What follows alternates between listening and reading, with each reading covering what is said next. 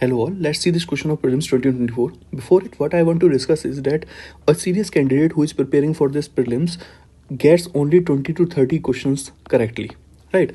And in order to reach the mark of 50 to 60 questions, right? So what he has to do, he has to go for 20 to 30, attempting 20 to 30 questions, and this is based on smart work, okay? Smart guessing, or people can some of the people can call it as logics. Okay, so if we are able to solve some of the questions with the help of logic, we are able to clear the prelims cutoff. So these questions that we are discussing here involve some of the logic.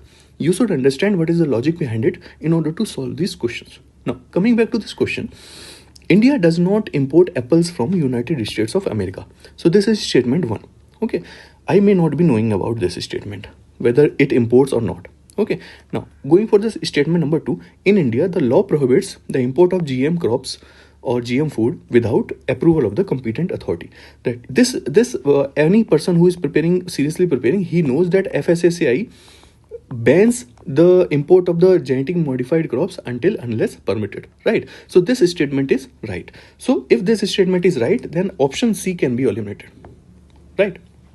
Now going for another option, elimination of other options, if I consider this statement 1 as correct, okay, if I consider this as correct, then if I will go for option A, both statements are correct and statement 2 correctly explains statement 1. So if going by this analogy that GM crops are being prohibited because,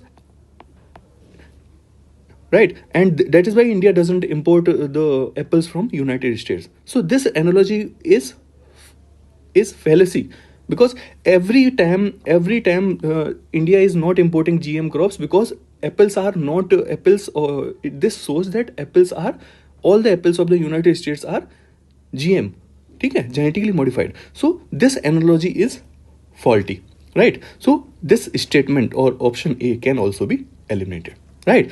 If we are able to eliminate this, we are only coming at 50% chance, right? 50% chance. So option B says both statements are correct, but statement 2 does not explain, okay? And statement D says statement 1 is incorrect.